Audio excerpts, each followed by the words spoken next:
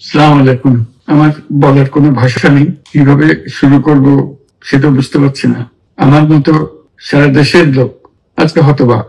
এরকম একটা কাণ্ড হতে পারে আমরা কেউ কল্পনা করিনি, কারো ধারণার মধ্যে ছিল না। কিন্তু এই অবিশ্বাস্য জিনিস আমাদেরকে হঠাৎ করে গ্রহণ করতে হয়েছে।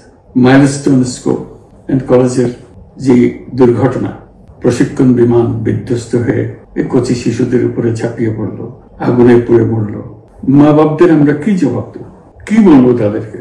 আমরা নিজেদেরকে তো জবাব দিতে পারছি না। অজানা শিশুদের মুখ সবার চোখে ভেসে উঠছে। সারা জাতি হতভম্ব বা ক্রুদ্ধ।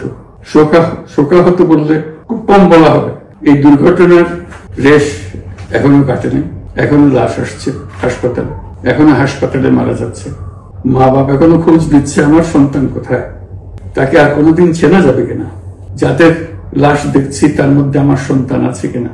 পৃথক করার তো কোনো উপায় নেই। এরা আমাদের সবারই সন্তান, হঠাৎ করে চিরদিনের জন্য চলে গেল। আমরা অবশ্যই তদন্ত করব, তদন্তটা তারা ফিরে আসবে না।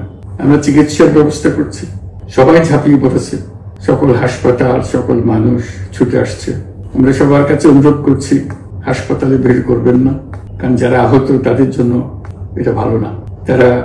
তাদের শরীরে রোগ প্রতিরোধের শক্তি নেই।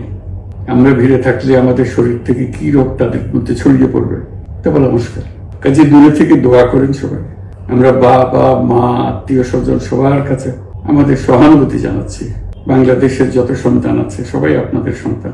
আমরা নিজেদের মনকে সান্ত্বনা দেওয়ার চেষ্টা করুন। আমরা সবাই নিজেদের মনে সান্ত্বনা দিচ্ছি, কিন্তু আপনাদের সান্ত্বনা বিরাট ব্যাপার। আমরা সবাই আপনাদের সঙ্গে আছি।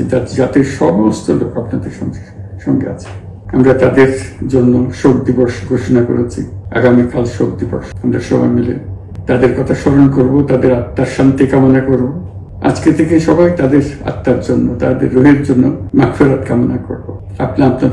আল্লাহ আপনাদেরকে শান্তি দিন। আমাদের জাতির সবাইকে, যারা এই দুর্ঘটনায় বিধ্বস্ত, সবাইকে আল্লাহ শান্তি দিন। তাদের জন্য দেশবাসী সবাই আমরা দোয়া করছি। আল্লাহ এই শিশুদের জান্নাতবাসী করুন। খুদা হাফেজ।